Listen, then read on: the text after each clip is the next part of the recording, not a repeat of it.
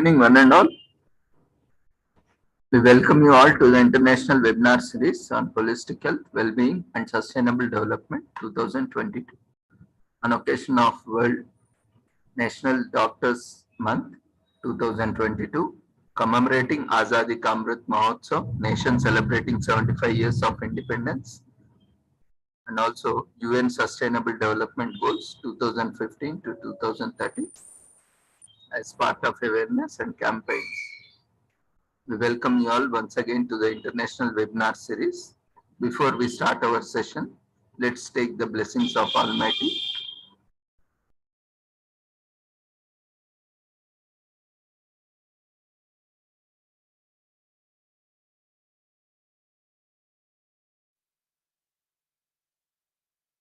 कुरुत्वं कल्याणम् आरोग्यं धनसम्पदः शुभं कुरुत्वं कल्याणम् आरोग्यं धनसम्पदः शत्रुबुद्धिविनाशाय दीपज्योतिर्नमोऽस्तुते दीपज्योतिर्नमोऽस्तुते शुभं कुरुत्वं कल्याणम् आरोग्यं धनसम्पदः शुभं कुरुत्वं कल्याणम् आरोग्यं धनसम्पदः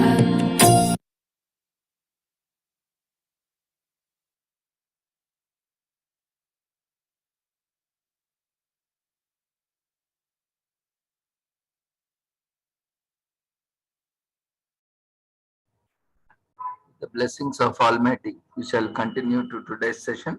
Today we have with us Dr. Debarti Basak. She is founding partner, Carpedium EdPsych Consultancy, LLP, Regional Head South.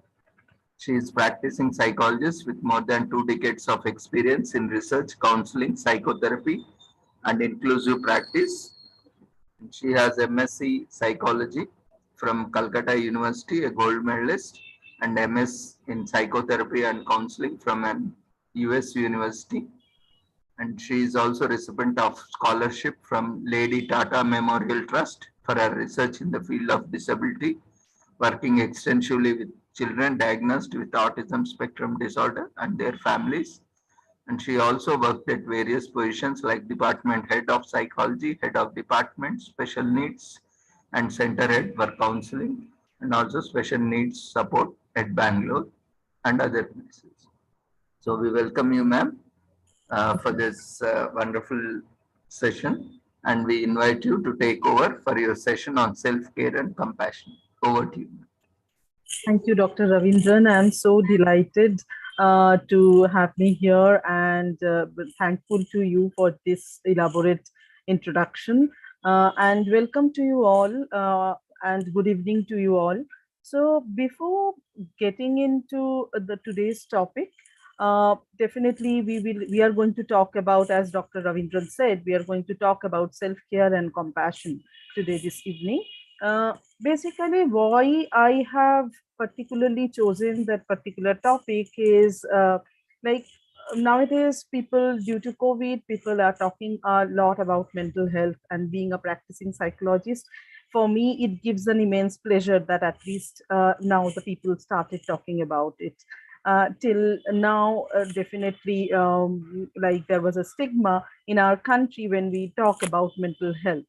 And definitely COVID has restricted us from our interaction, physical interaction, and from our workplace also. They have confined us in the home.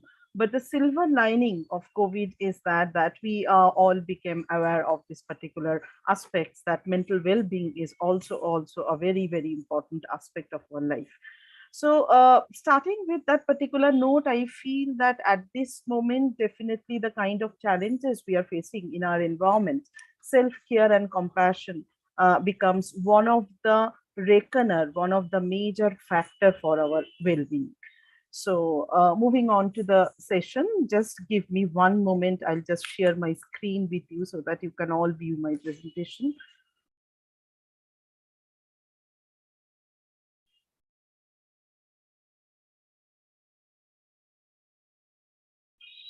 I hope my slide is visible to you all. Yes, ma'am. Please continue. Thank you. So as I told you, today we are going to talk about self-care and compassion. Uh, so I would just want to start our discussion with a very simple question like, how does your morning look like? I'm sure whoever is present over here will be able to relate to your mornings with one of these pictures, whatever I have putting on to my slide. What would I like to say over here, that each and every one has a unique pattern to start our own days, right? And this is likely to be different for all of us because we are all different. Someone may start a day as in the picture is given, that someone may start someone's day as just going for a morning walk. Someone may start doing some kind of a yoga or exercise. Someone may not be willing to do anything, just looking at the sun rays which is coming from the window, looking from the window the day, and thinking that okay, fine, it's another day, a day of hope. Or could be different also, that okay, my God, it is another day, something like that. Someone of us maybe immediately after getting up in the morning will be engrossed in our phones, that okay, fine, what are the messages came in my WhatsApp last night, or whatever the post I have made in my Instagram or Facebook, how many people have liked on it. So that also could be a start of the day. Someone can be taking preparation for the online class, or maybe the online some meetings. Someone may be juggling between the life chores, like having a breakfast and just figuring out that how to plan the day, what are the things, what are the to-dos are there for my day. So whatever the things may be, whatever the way you start your day, why you start your day like that, there must be a factor, right? You must be thinking that okay, fine, I like it, that my morning is like to be like this, that's what I do it. Now when we go throughout our day, so definitely in the morning we take care of our likings. The way I want to start my day, I do those kind of an activities. So throughout the day, when we are getting into work or getting into some kind of a social interaction, or maybe at home only we are busy with our household chores, whatever what exactly the situation, how many times we think about our likings, how many times we think that okay, fine, we also need to care about ourselves, we need to be compassionate to ourselves, right? So with that, so today in this journey together, I thought that we will be discussing about these 3 pointers. Definitely the first thing is mental health and well-being. Secondly, self-care and self-compassion. And how if we are able to take care of ourselves, and if we are being compassionate to ourselves, how it can contribute to our mental health and well-being. So getting on to that, I would like all of you just to observe this particular image for at least 10 seconds. I will wait for you for 10 seconds and then coming back to you. Just observe this very carefully, looking at the screen.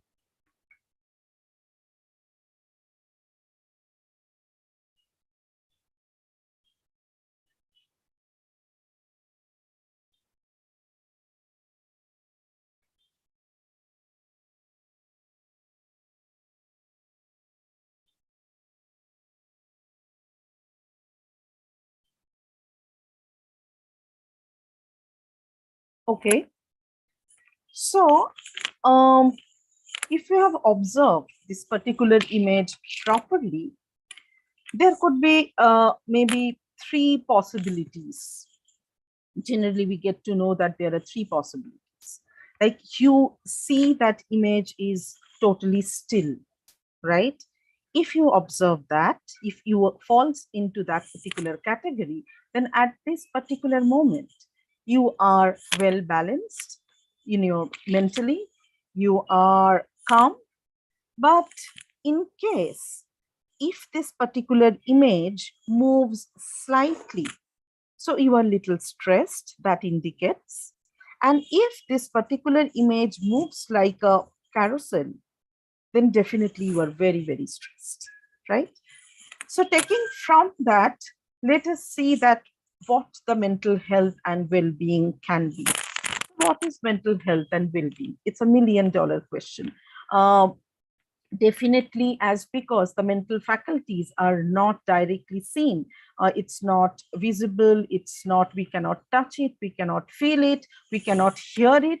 It becomes really, really sometimes difficult to understand that whether I am in right mental health, or if I am in my own well-being state in terms of my psychological being, right? So when we talk about mental health, that definitely the mental health is talks about your positive capacity. Mental health means what are the positive capacities, like what are the abilities, what are the aptitudes do you have, what are the potentialities do you have, how much means positive work, or how much you can engage yourself positively with your own society. Mental health also talks about social and emotional well-being, that socially, whether you are happy, whether your interactions and communications with others are fruitful, whether you emotionally are, you are balanced, like whenever some kind of a challenging situation you come across, you do have your resource capacity, or you do have your coping strategies to get over that and bounce back, right? Mental health also talks about the behavior, thoughts, and emotions, which is definitely contributed to our health, right? Now, the question is whether happiness means mental well-being, mental health or not. Many a times it is seen that we try to equate our emotions with mental health. But to answer that particular question, definitely, I would like to say emotion is one of the mental faculties. Emotion comes from your feeling state, that whether you are pleasant, feeling unpleasant. And when we try to go deep down into the pleasantness, that what exactly is the pleasantness for me? Whether I am happy, whether I am surprised, or what exactly is the unpleasantness for me? Whether I am sad, whether I am angry, whether I am having some kind of a hatred, whether I'm irritated, right? So when we try to define our feeling tone, that way we reach to our emotions. But when it comes to mental health or well-being, it is beyond that. It is not only having happiness, it is not only having only the positive emotions. All the other positive capacities, your cognition, your attention, perception, memory, learning, thinking, patterns, all needs to have a positive impact. Your social being needs to be established. Your behavior, thoughts also should move or channelize to the positive direction. So mental health is not only a particular emotional states or particular emotion, but definitely emotion comes under mental health. So when we talks about it in a nutshell, we can tell that emotions, or having a pleasant emotion, or having a good emotion or positive emotion, is one of the major factor, or one of the major sign of having a sound mental health. Moving forward, here I just want to give you a very, very comprehensive definition about mental health, which is given by World Health Organization in 2014. So it says that a state of well-being in which the individual realizes his or her own abilities, can cope with normal stress of life, can work productively and fruitfully, and is able to make contribution to his or her community. So as you realize, or as I was going through this particular definition, it becomes very obvious that it is beyond our emotionality. It talks about our productivity also. It talks about how much contribution we are able to make, or we are able to make to our community, to our society. How much we are basically trying to exploit or use our potentialities, whatever we have, right? Moving forward, now the question is, I was telling that in the beginning, I started that when it comes to mental health or awareness, definitely in our country, or we till today, we hesitate to talk about it, right? We do not realize many a times that whether like we are going through a particular mental, we are at mental health, or we are at peak of our mental health, or maybe someone who are near and dear ones, maybe some of our friends, whether they're going through some kind of a mental health issue, or they are in a pink health condition, right? So what exactly is the reason? Because as I told you before, that the faculties or the kind of a reckoners, kind of a factors are not at all visible. Like if I take a very simple analogy to make you understand this, is suppose if you are not physically feeling fine, you are having fever or some kind of a health issue, definitely in your physiological pattern, in your look, it shows. So whoever is the family member or whoever is the near and dear ones, maybe one friend will recognize that, okay, fine, you are not feeling good today. So they will come and ask you what happened. You answer them, okay, fine, my physical health is not right today. I'm having fever, I'm having headache, I'm having cold and cough, or some other symptoms, right? Even when we go to a physician, when we go to a doctor, doctor also needs a kind of a reckoner to understand that whether your health condition is good, or it needs to address, it needs to be addressed, it needs some kind of an intervention. What they do, they prescribe you to do certain kind of a physiological test so that they can check your parameters, right? But when it comes to mental health, many a times we miss out those sign and signals that whether that particular person is in good mental health. Even when it comes to us also, we also sometimes miss our signals that whether I am at good state of health or not, right? So here I thought that I will give you some kind of a pointers which will help you to understand that whether you are at good mental health, or whether your friend, your relative, your near and dear ones are suffering some kind of a mental health issue, right?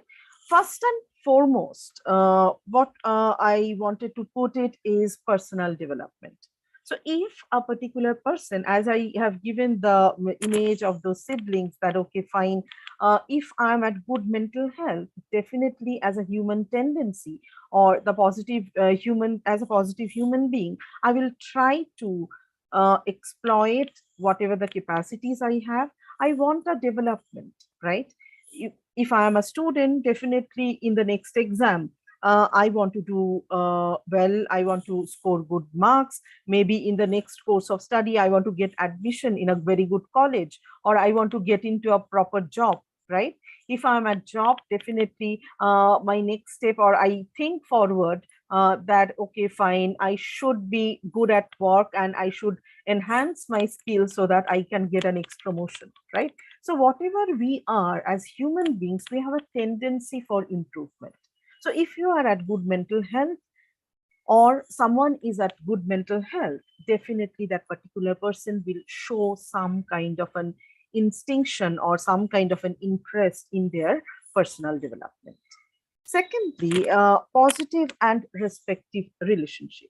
So if I'm good at my mental health, I would encourage myself to build relationship with people, maybe with the like-minded people. Maybe when you suppose you are a student, or you are in office, you have joined a particular organization or joined a particular department, right? In on your first day, what you do, you go observe other people, you understand your work, you start interacting with people, and maybe in your department there are 15 people, out of that only 3 or only 4 of you can get along with, right? So if you are definitely in positive state of mental health, you will be having a motivation to know people, to interact with them, to establish a positive relationship with like-minded people, right? So that would be the next factor to check on. Thirdly, as I put on my slide, the smiley, which basically tries to represent the emotions, right?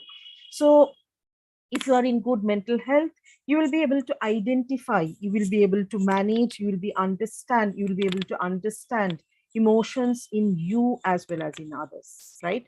So your expression of emotions, whenever you are happy, whether you are able to express it properly, or if someone is happy, whether you can recognize that particular person is showing some kind of a happiness. Similarly, the negative emotions like sadness, if some particular person is going through some kind of a unpleasant situations, whether that particular person is sad, whether you are able to recognize, whether you are able to manage your emotion, right? So suppose, for example, like in your classroom or in a meeting, you are feeling hungry, or maybe you are not feeling well, but you do have to have a presentation, you have to give a presentation. So what we try to do, we try to manage our emotions, set it aside, do our chore, and then get back, right? So that is one of the sign of mental health. So if you are in good mental health, you will be in a better position to manage your emotion, recognize other emotions, as well as express your emotions well. Fourthly, communication. So if you are in good mental health, not only you will be able to communicate your own feelings and thoughts in a proper manner, but also you will be having a willingness to communicate. Why? Because in nature, human beings are social beings. We cannot live in isolation. We need somebody to interact, somebody to listen to, somebody to understand us, right? So if I am at good mental health, definitely I would like to communicate. I would like to interact with my friend, with my parents, with my spouse, with my children, with my students, right? With my neighbors, whoever it is. So that is another one. Next is, if I am at sound mental health, I will be able to solve problems. I will be able to make much more rational decisions and take responsibility of what exactly I am expected to do, or whatever the actions I am doing, right? Here, when I talk about solving problems, I'm not talking only about solving a mathematical problem, or maybe your teacher or maybe your boss has given you to solve a problem, you are doing that. Whatever the problems we come across our everyday life, whether we are able to equip to solve those problems. Suppose today morning I was about to travel somewhere and my driver didn't like come up. So I was trying to figure out that whether the Ola Uber can help me out to travel from one place to the other, right? So initially when I started booking Ola, then initially 2 3 drivers, because of the rain, they couldn't reach out, so they have cancelled. So whether, so that definitely was a problem in front of me, because I had to reach to that particular place on a particular point of time.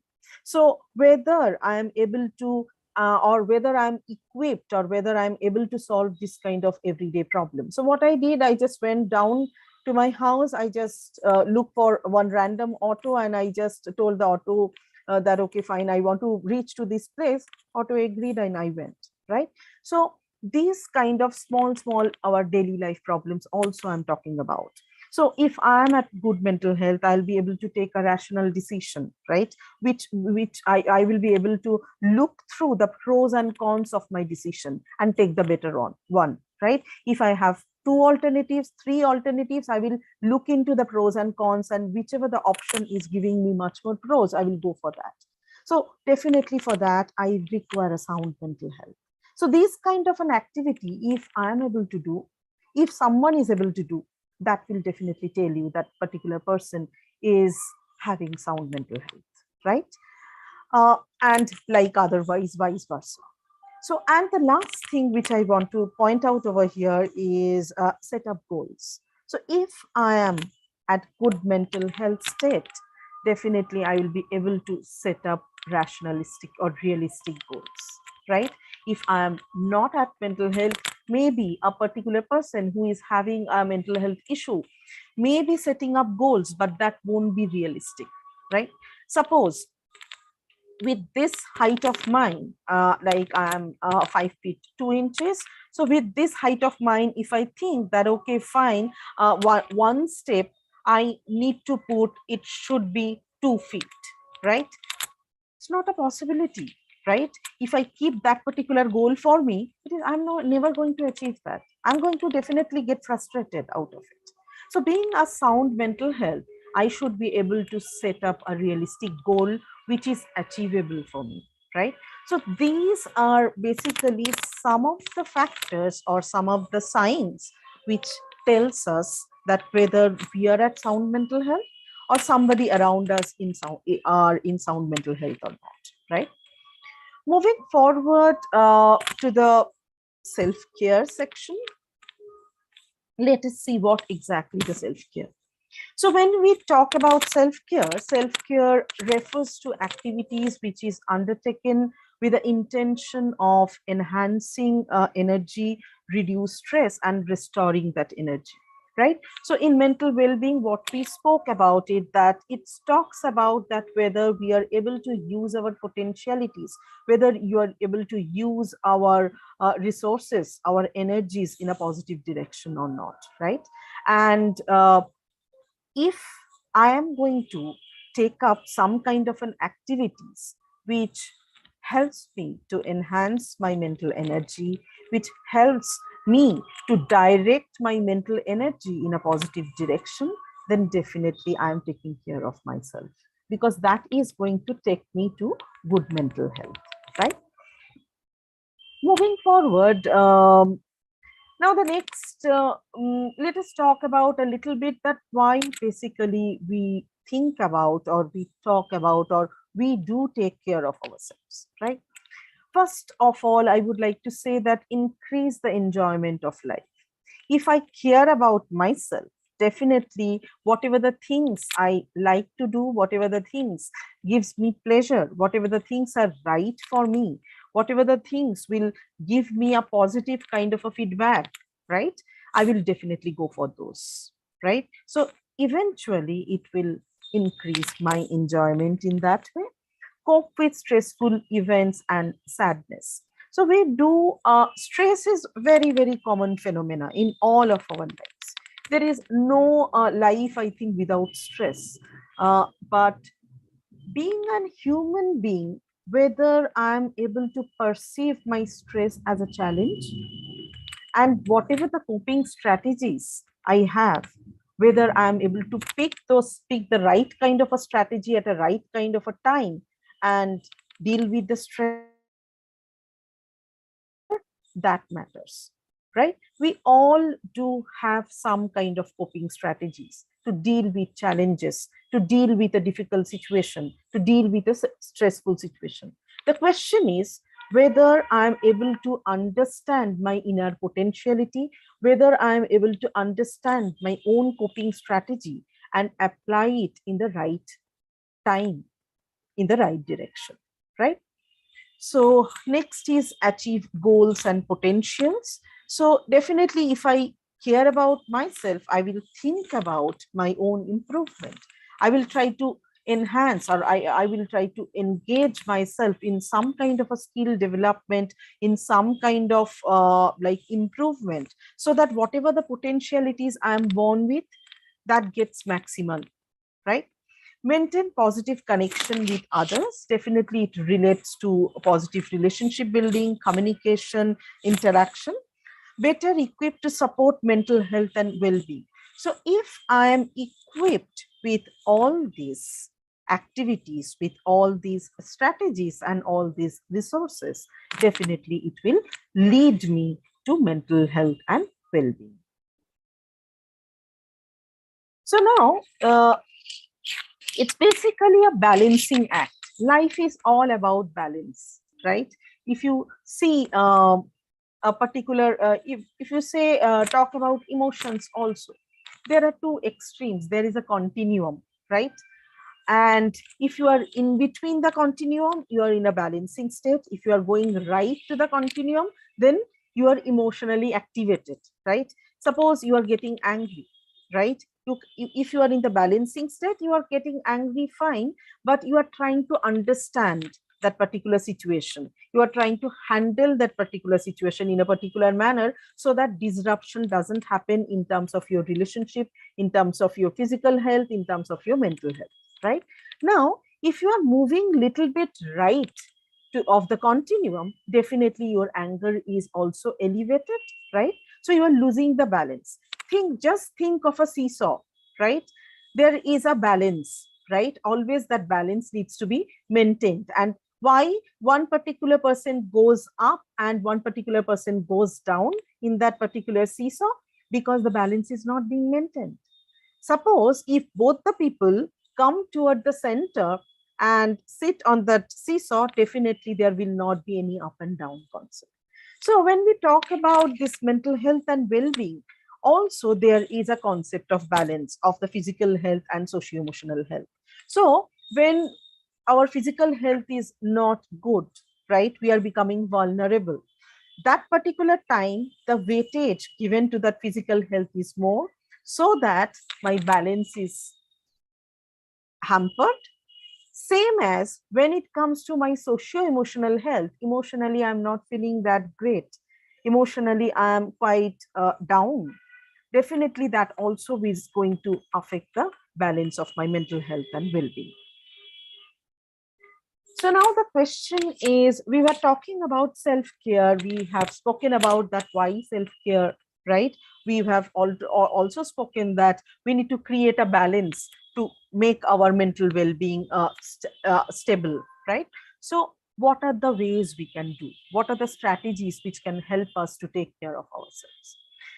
Now, I just want to tell you all that there is no one way which fits all when it comes to self-care strategies, because our likings are different. Go back to those pictures. How do you spend your morning? Why we do spend in a different way? Because I told you that because we are different individuals, our likings, dislikings are different. The way we are, our personalities are different. So if that is the fact that we are different, so the kind of a strategies which gives us a sense of self-care also needs to be different. So some people may be willing to take care of themselves from social aspects, like they want to go interact with people, they want to make friends, they want to share their feelings and thoughts with the friends, maybe physically, maybe virtually, right? Somebody may be very physical, like wants to get into exercise, wants to get into yoga, right? Wants to involve themselves in a lot of walking, or maybe sometimes even like kind of a food they intake, right? The dieting. So those are the kind of self-care that is there. Professionally, whether you are able to professionally upskill yourself, whatever the work you are doing, whatever the kind of a status you have in your professional life, whether you are thinking or upskilling yourself, whether you are engaging yourself to do some more course which will equip you to progress professionally, right? Spiritual, whether you are including yourself in some kind of a spiritual activity, whether you are able to meditate, whether you are engaging yourself in kind of a meditation, right? Emotional, whether you are like engaging yourself in some kind of an emotional activity which makes you happy. That could be as simple as reading a book, that could be as simple as watching a particular movie, that could be as simple as going for a vacation, right? So for each and every one, the way we take care of ourselves is different, and we need to pick this kind of a strategy which is meant for us, which we like to take forward to. So now we were talking about self-care, the way we can take care of ourselves. The question is, it is about self, right? It is about we, I, myself. I definitely love myself. I definitely like myself, right? Somebody tells me that something bad or somebody criticizes me, definitely it hurts me because I love myself, right? Now, if I believe in this particular statement that I like myself, I love myself, then why I am not able to take care of myself, why I am not engaging myself into self-care, right? So these are the challenges, what I felt that one of could be the reasons why we devoid ourselves to take care of ourselves, right? First of all, I thought that maybe carer mindset, like as human beings, we are thought or we are taught to be from the very beginning of our life that we need to take care of our family people, we need to take care of our friends, we need to take care of our near and dear ones, right? Each and everyone do have some kind of a social engagement. We belong to a particular family, which is the unit of society, right? So when it comes to us, we do not take or pay that much attention, rather than whether my mother is doing fine, whether my father is doing good, whether my brother is at good health. That becomes important to us, right? Sometimes we get into kind of a superhero mindset that I'm fine, nothing can happen to me. If I'm sad also, it's fine. If I'm angry also, I just go and burst out my anger and come back, then I'm fine, right? So I do not have to engage myself or allocate my resources to take care of myself separately. That could be another mindset why we do not pay attention to take care of ourselves. Another could be time competing priorities, that okay, fine, from morning I have 1 2 3 4 5 6 tasks to do. Where is the time for me to look at me, right? So definitely the time competing priorities, whatever we have, perceived value. Whatever the task I have throughout the day, my self-care regime is the least important to me. I cannot perceive, I do not perceive any value in that. Rather than that, whether my children are fine, whether I'm able to teach them properly, right? Whether I'm able to take care of the health of my family, that becomes the priority. Whether I'm progressing in my professional development, or whether I'm able to get a particular chance, to a good chance in my professional life, that becomes a much more valuable things to me. That could be another one mindset why we do not pay attention to our self-care. Maybe sometimes we may feel that it is not a part of my routine. In my routine, basically all these important things are there, and self-care is not that important to me. So why should I include that in my routine itself, right? Lack of role models. Like I have not seen anyone in my in circles, near about circles, who are basically giving much more resource allocation to take care of themselves, or to give importance to the self-care regime. So if I have not seen someone and they are doing fine, why should I bother about that, right? So these are basically our mental blockage and mental challenges which stops us to care about ourselves, right? So lastly, I would just tell you that I would request you, all of you, that when it comes to self-care, try to be very smart.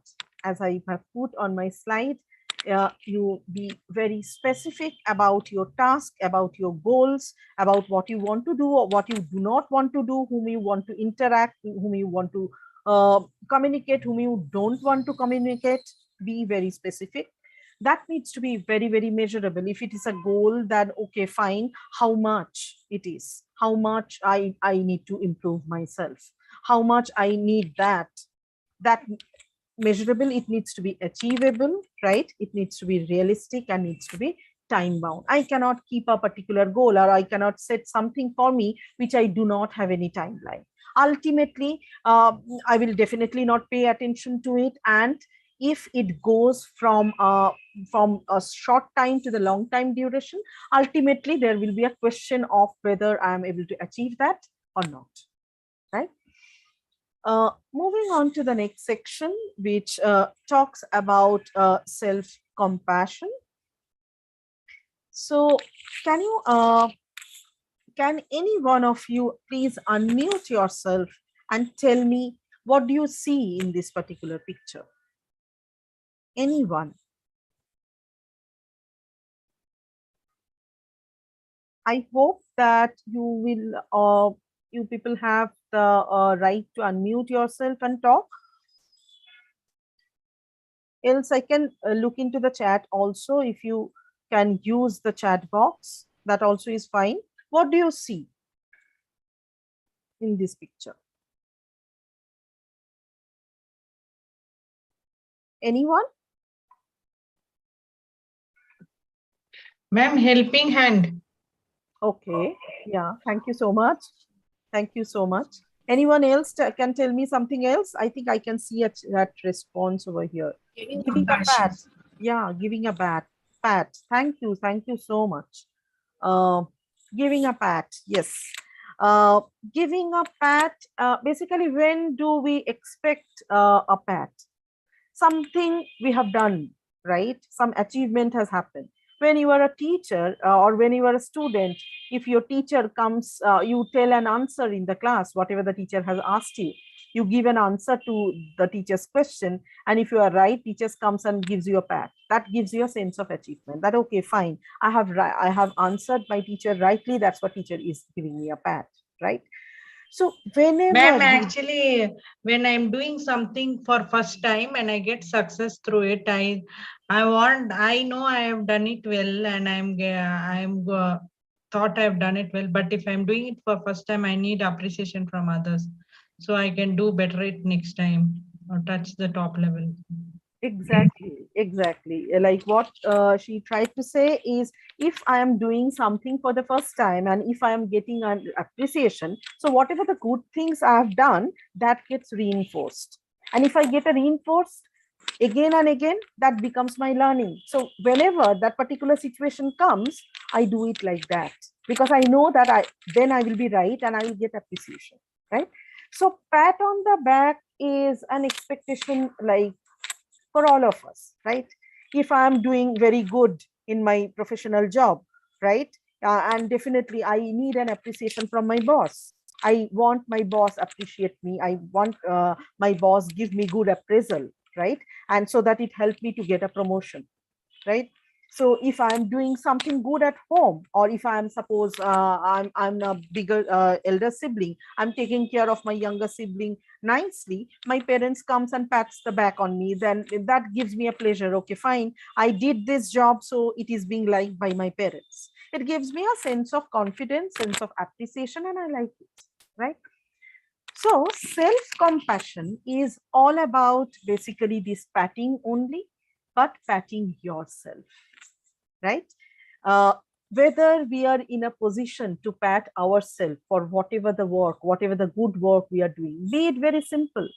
Maybe today it was raining and I had an umbrella. I saw someone going beside me, didn't have any umbrella. Whether I'm able to share my umbrella with that particular person. That's small things also, right? So that gives me a sense of pleasure that, okay, fine, at least in a small way, I could help somebody, right? So that way, that exactly is the self-compassion. So if I am able to pat myself, then definitely I'm able to, I am compassionate about myself. Going forward,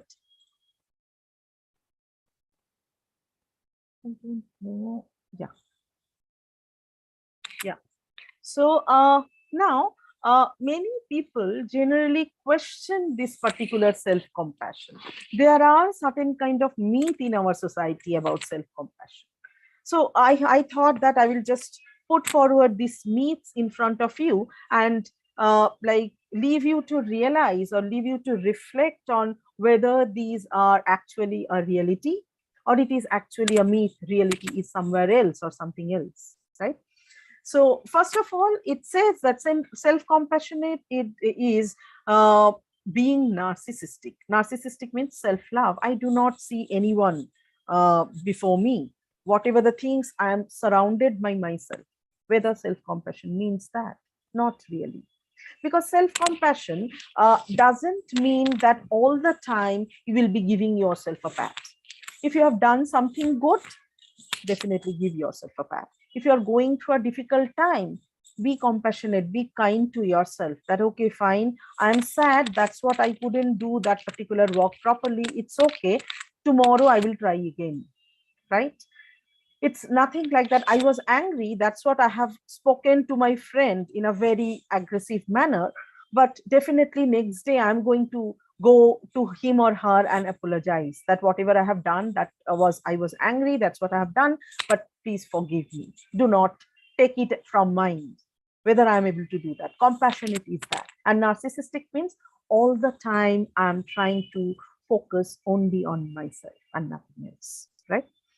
Next is self-compassion is being weak, that as because I cannot do good things, I cannot pat my back, I cannot appreciate myself, right?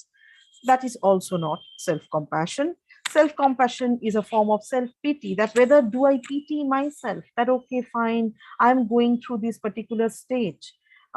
Maybe I have lost my job. Maybe I have done miserably bad in one of my exam. Maybe I have lost somebody very near and dear on one in my family, right? So I'm going through a very bad state. Should I pity for myself? Self-compassion is not about self-pity. Self-compassion will make me complacent. That means whatever the challenges come in front of me, whatever the bad times come in front of me, I will be always compassionate to me. I will not do anything to get over that.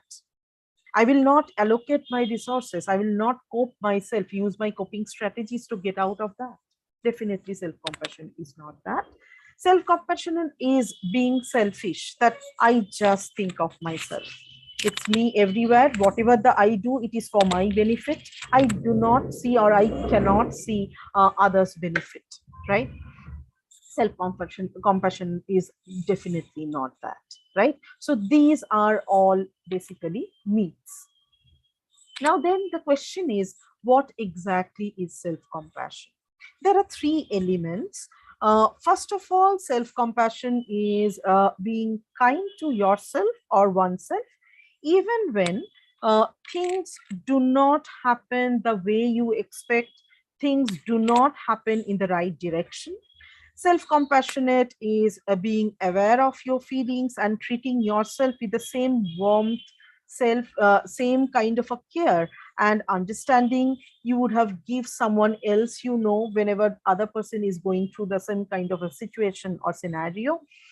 And self-compassion also is acknowledging that struggle and challenges are a part of life, right? And what everyone goes through them, it is not only you. You are not alone in that path. Whoever has run through that path have come across certain kind of a difficulty, certain kind of a challenges in life, right? So I was talking about the components of self-compassion. So basically, there are these three components of self-compassion. First of all is kindness, that treating self with understanding rather than with harsh self-judgment, right? Suppose you have not done well in one of your test assignments.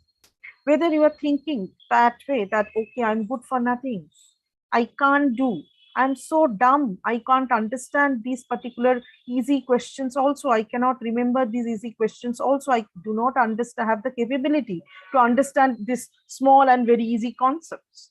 Do you want to think it like that?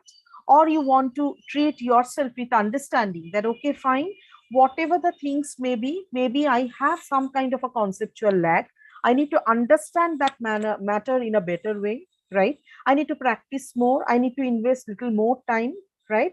Maybe next time I can do well if I try to find my faults and try to rectify them. Whether I'm taking a positive step, whether I'm going up to my teacher and telling me that, okay, fine, I couldn't do well, I have done some mistakes. So tell me what are the mistakes I have done. So next time I'm aware of it, I do not do it, right? So that. Next is common humanity, seeing own experience as a part of larger human experience rather than isolating. Suppose I have lost someone, a very near and dear one from my family, right? I have gone totally into sadness and I am not able to lift myself from that sad feeling. It is affecting my physical health, it is affecting my performance at work, it is affecting my mental health always. I am always in a bad mood, I am always sad, I am also always having crying spills throughout my day, right? So whether I will indulge myself into that, or I will think that, fine, every human is mortal. There is no immortality in this world.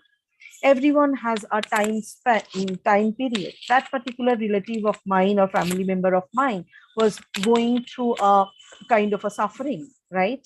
So physical suffering, which was definitely difficult for me, for us also to see, as well as for him or her to deal with.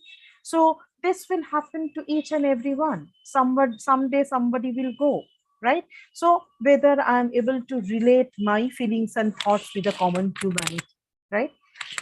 Third is mindfulness, avoiding extremes of disconnection from or over identification with painful feelings.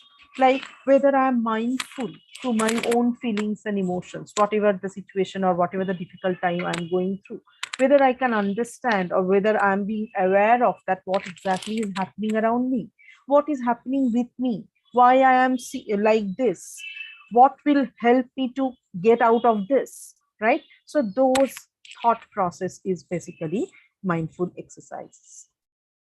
Now, a little bit of research point of view, that what are the benefits if I am developing self-compassion. Christine Neff is one of the researcher who has pioneered in this particular area of self-compassion with her research. So I have documented a few research findings given by Neff only. So the first one talks about that that this research basically talks about if you practice self-compassion, what are the difficulties, what are the challenges you will be able to avoid, right? So the first one tells that self-compassion is consistently linked to predicting lower levels of anxiety and depression. So if you are consistently practicing self-compassion, you can you can lower your anxiety and depression levels.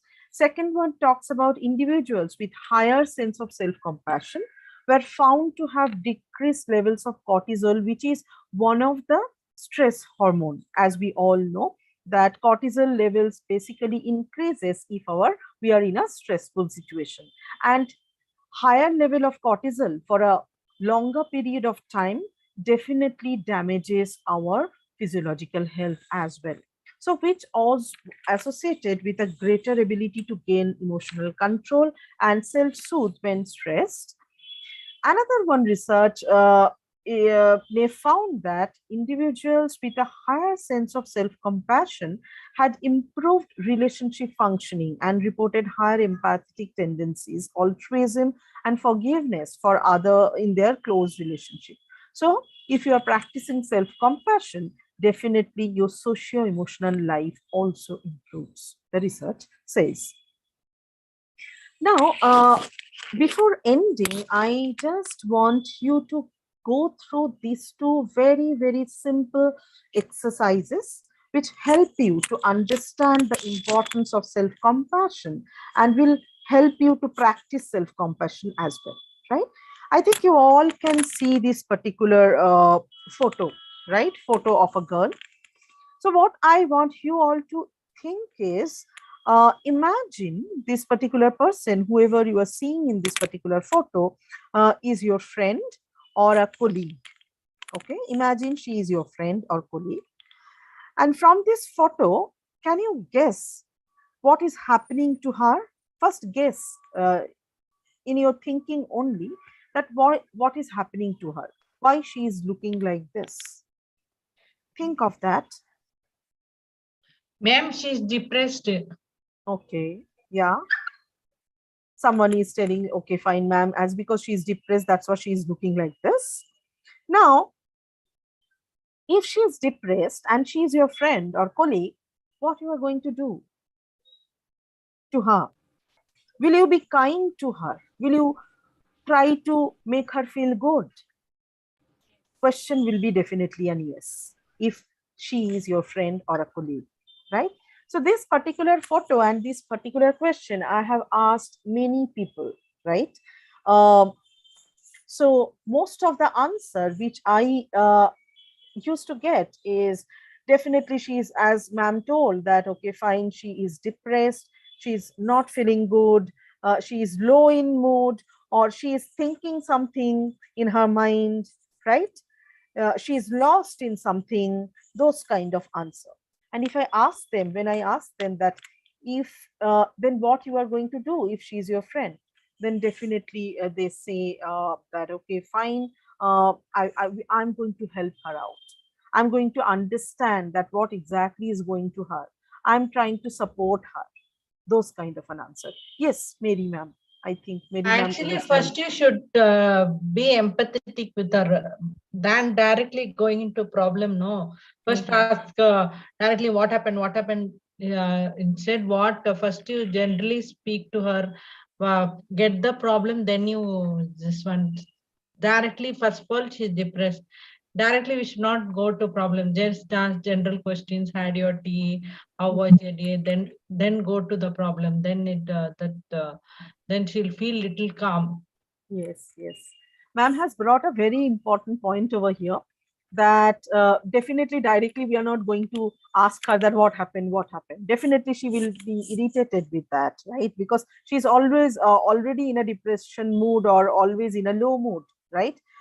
So definitely we'll try to make her soothe with her feelings and then get into. That is absolutely fine. But the question is, if it is your friend who is going through a troubled time, who is going with difficulty, definitely you want to help her out, you want to support, you want to be aware of his or her problem, and you want to show her some kind of a path from where or through that path she can get out of that, right? Now the question is, if the same thing happens to you, why can't you treat yourself the same way, the way you are going to treat your friend or colleague? Why you have to judge yourself? Why you have to think that, okay, fine, this didn't happen, I couldn't do because I'm not capable enough? Why can't you be mindful and see that, okay, what are the factors have played why you didn't perform well, right? Where exactly you went wrong? And then try to rectify that. Be compassionate to yourself that way, right? So this is one thing. Secondly, it's kind of an exercise. It's a kind of a mindful exercise, which I want all of you to do along with me now. And this particular practice, you can do anytime in the day, whenever you feel that, okay, fine, you are not feeling up to it, you are feeling depressed, you are feeling sad, or you feel that, okay, fine, I'm not good enough, or I have done this wrong, it's my fault, how can I get out of this, right? So let us all get on to this particular exercise.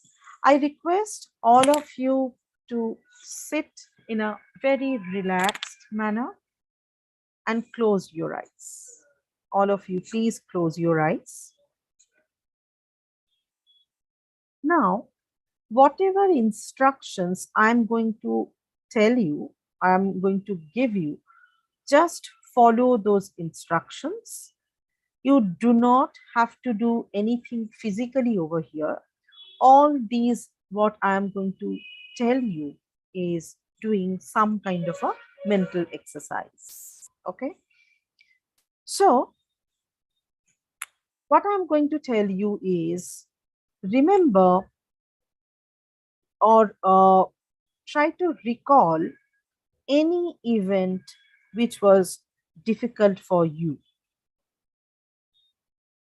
Try to recall any event in your life which was difficult for you. This could be from your everyday life, this could be from a particular span of time, anything. Maybe from your personal life, maybe from your professional life, anything. Okay. I hope all of you have recalled such an incident which was you found it difficult. Now, try to remember what has happened then. What exactly has happened? Now, try to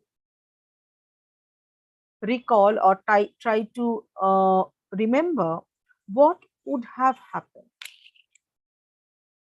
Something has happened, definitely, that's what you are in problem. But instead, whatever has happened, instead of that, what could other alternatives? What kind of sufferings you have gone through during that time? What exactly has happened to you? What was your reaction to those sufferings? The kind of words you may have used, that this is a moment of suffering, I'm struggling now, and I'm in a problem. Think the problem in the broader context, that I'm not only the person who is going through this.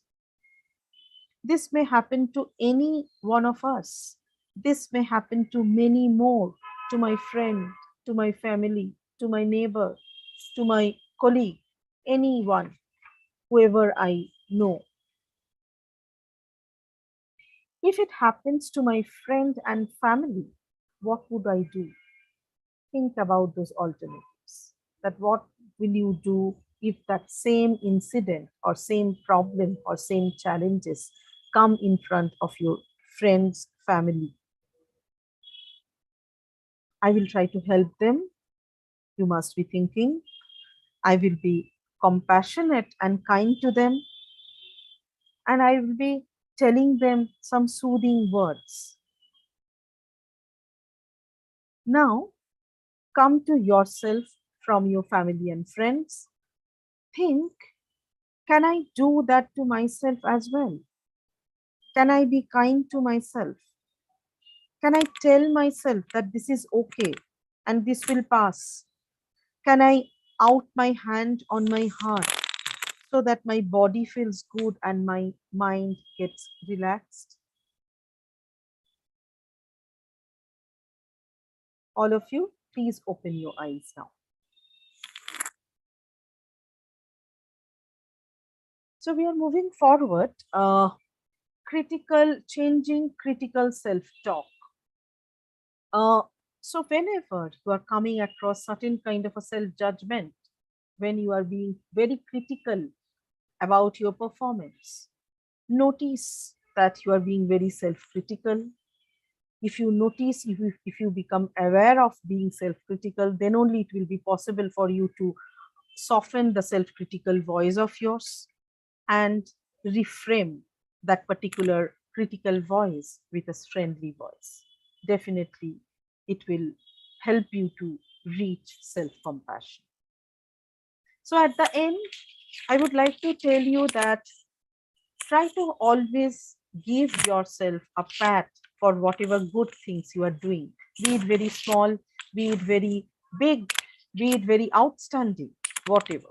So pause and notice your thoughts. Always remember you are doing a tough job and tune into positivity. With that, I would like to end today's session. So thank you all for your patient listening, and over to Dr. Ravindran.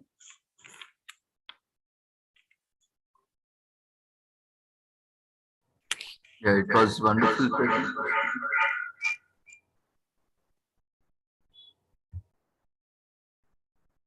was very insightful presentation. Yeah, Mary ma'am, you can unmute yourself. Ma'am, actually, you said na just before this ending, you said na if you gone through bad experience. I went through last month only that bad experience. Then I thought I should not speak to that person because I had a very good relationship with that person as a friend, as a professional friend. Then something said in me, if he is like that, why you also should be like that? Then what is the difference between you and him? So I just called him up, but still I'm not able to completely get over it because I had a very high opinion that this person will be there for me as a best friend, as a colleague. First I approached him for work only, then the way he interacted with my family and so I thought it is like that, but then I'm not still able to get over it. But then I thought my life is different and his life is different, so I thought of moving into maybe he's not worth to be my best friend, because I have been so compassionate. I never disrespect anybody. For me, though I have such masters, I speak to all my friends. Some of my friends didn't get education like me to study, but then my friends tell you're the only person who's gone to masters, and after that also you come and speak to us.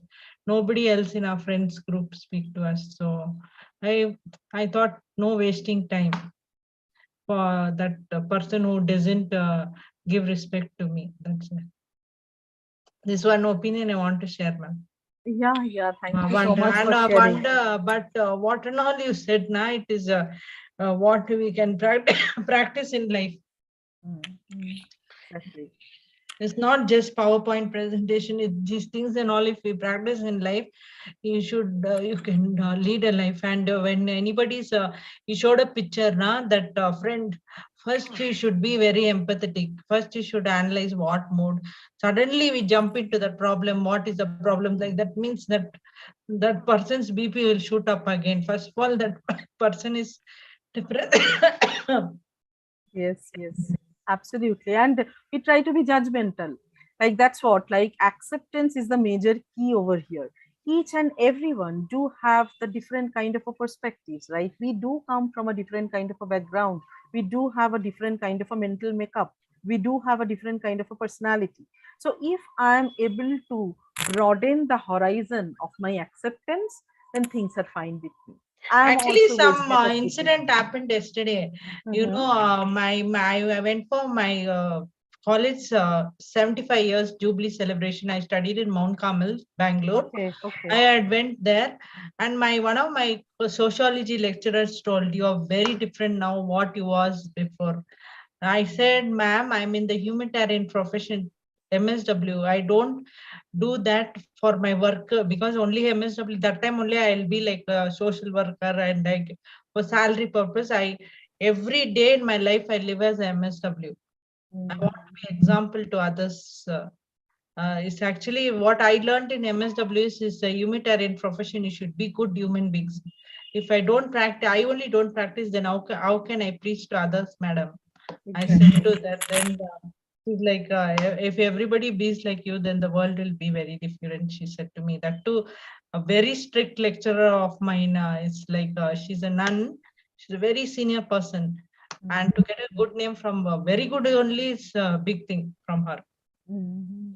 That is I that. think you have already received one pat on back. Yeah. Yeah.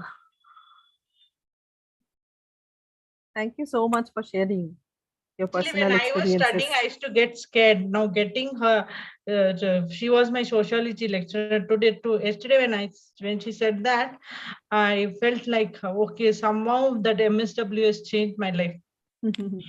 Yeah, It's really, really. unplanned. Actually, my friends and all planned this course we should take, that course you should take, and all. For me, unplanned, I went and I took the MSW course. I found that MSW, that word is attractive to me. I don't know what is MSW. Also, nobody told me. I don't have background. Family was still encouraging and told me and all. I just went, and to get a word from that senior person is a very big thing. So that related to me to this topic today. So that's what. Okay. Not only we Okay. should study, we should whatever we study, no, we should practice in life. And especially we are psychology and social work and all, we can practice in life. At least dental, medical and all. Only problem comes, but these is two are humanitarian profession. We should practice every day in life. Absolutely. Yesterday, I felt very happy that I thought there's a purpose. I went to Mount Carmel College, some purpose. I felt my day very good. Thank you for sharing. Yes.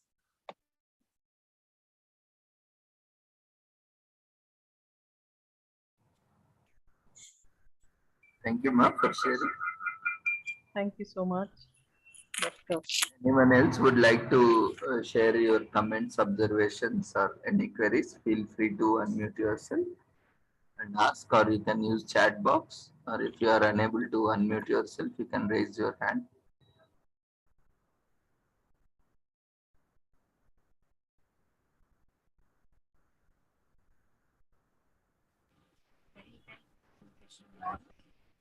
And it was a very Yeah, insightful, Fiona. very well presentation, ma'am. Thank you so much. Really like to have you more coming up with more sessions over the years. Yeah. Actually, Thank you so much. my life has gone through many bad experiences, especially in the especially. And I've been always been giving myself a pat on the back because I have been so good. So, uh, Fiona, your voice is little feeble. I'm not able to get through you totally. So if you can repeat, I would be more than happy. Saying that I'm very bold and very strong. I've got very bad experiences in my life, Okay. especially girls. Okay. But I've been very bold and very brave to stand. And giving a pat, always a pat on myself. Yes. Like compassionate person.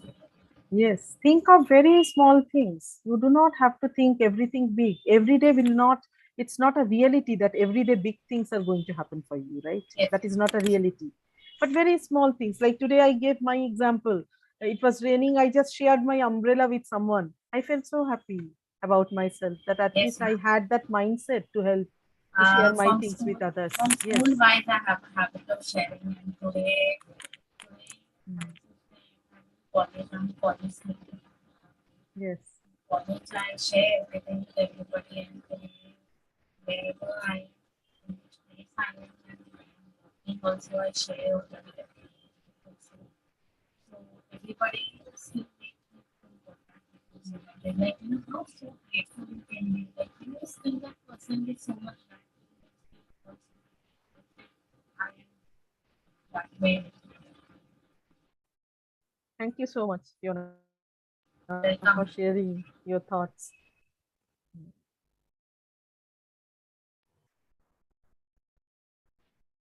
Thank you, Fiona. Anyone else would like to share? Feel free.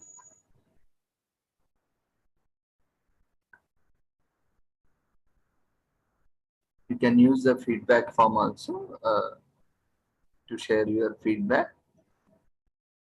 So, there are no further queries. There are a few appreciation messages in the chat box. Thank you for your appreciation.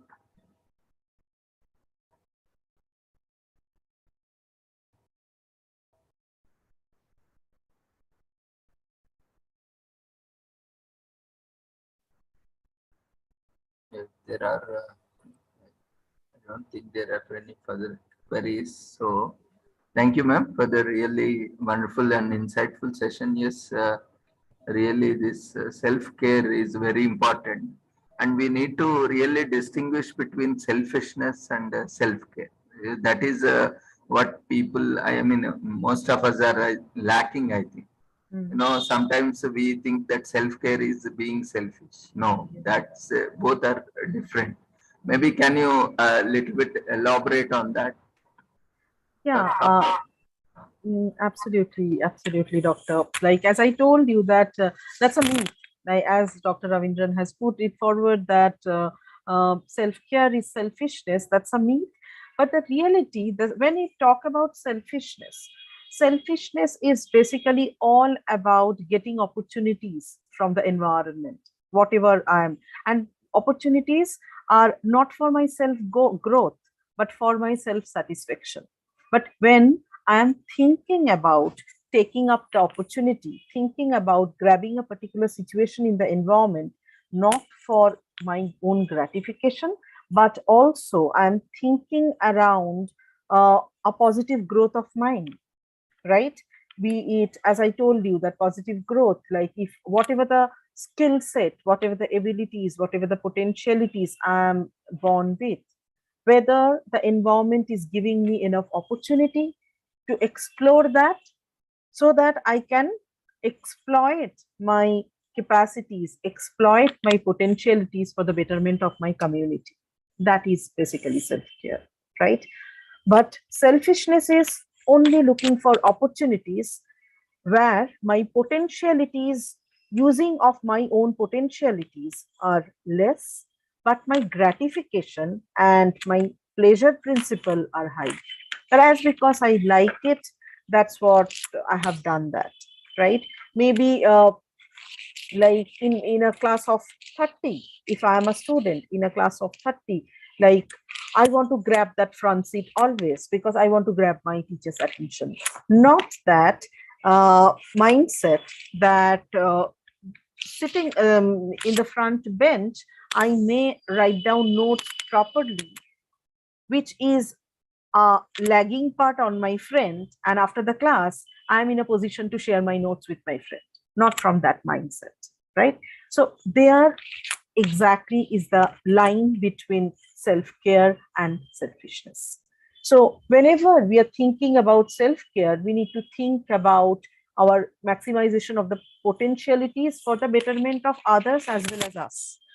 And here in selfishness, we're not thinking about others at all. We're not thinking about maximizing our potentialities, but we are thinking of maximizing our need, our desire, our gratification. That exactly is the difference. I hope I have answered Dr. Ravindra.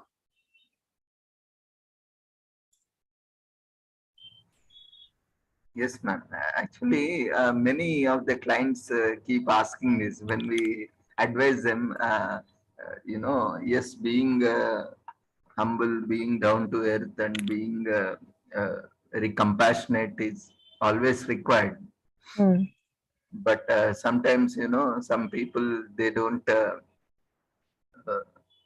have this holistic understanding, and either they are very reserved, or sometimes they are very. I mean, they sacrifice everything.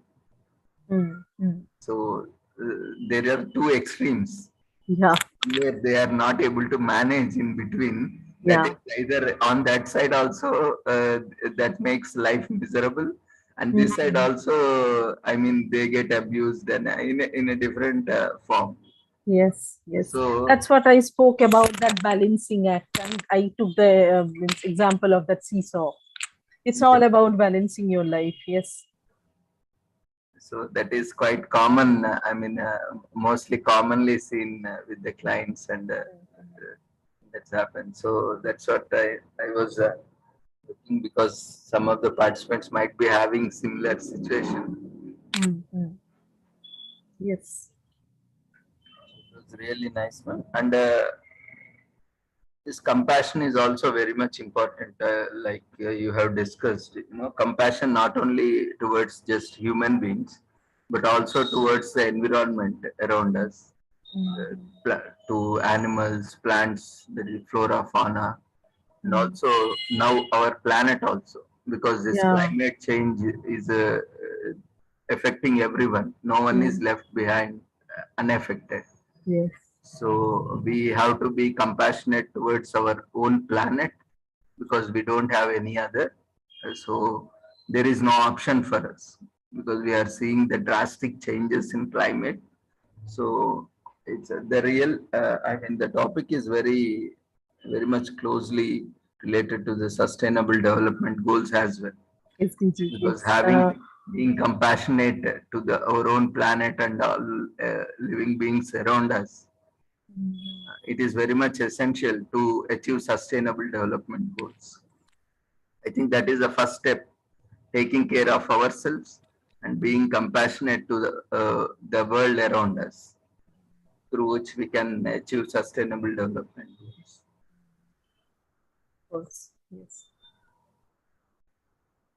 Thank you, ma'am, once again, on behalf of Sri Holistic Health Foundation India and Sri Research Institute Center for Art, Sciences and Wellbeing, and also on behalf of all the participants. We wish you all the success, and we will look forward for more sessions in future. Thank you for joining us. Thank you so much, sir. Thank you for the opportunity. Dear participants, kindly find the feedback form in the chat box. While filling the feedback form, if you have any further queries, quickly we can take it up. Otherwise, you can use the feedback form.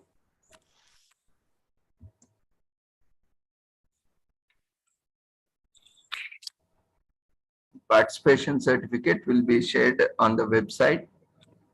Within 15 working days, you can download your certificates from website. For certificate, filling up the feedback form is mandatory. So kindly, before leaving the webinar, fill up the feedback form.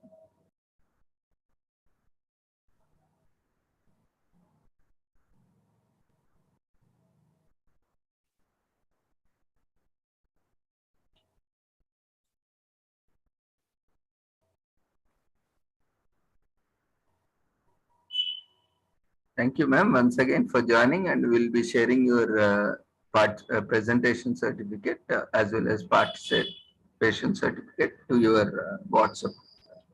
Sure, sure. Yes. Thank you. Thank Thank you so much. Can I leave the meeting? Sorry, ma'am? Can I leave the meeting now? Yeah, ma'am. We are waiting Okay. for the participants to fill up the feedback form. You may leave as per your. Okay. Thank you so much. Thank you.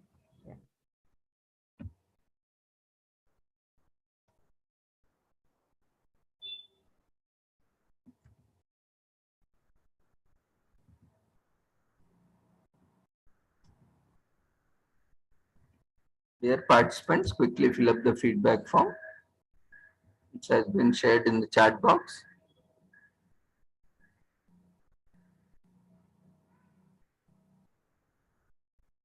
Thank you once again, everyone, for joining us. See you all tomorrow at the same time with the same link with a different topic.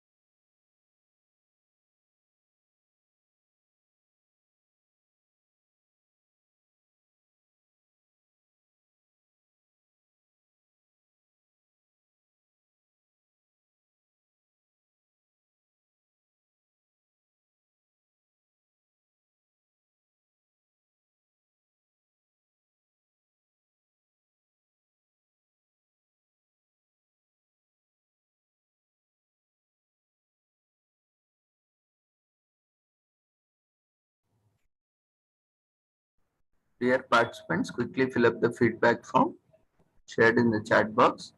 And this Sunday from 11 to 5, we have a conference related theme as a population. So anyone interested to present your papers, feel free to contact us at their earliest. And apart from population theme, we have regular themes like holistic health, all topics related to health and well-being, and also sustainable development, the 17 goals we have. I mean, that covers everything almost. So you can present your papers in the conference. So see you all. Take care. Good night.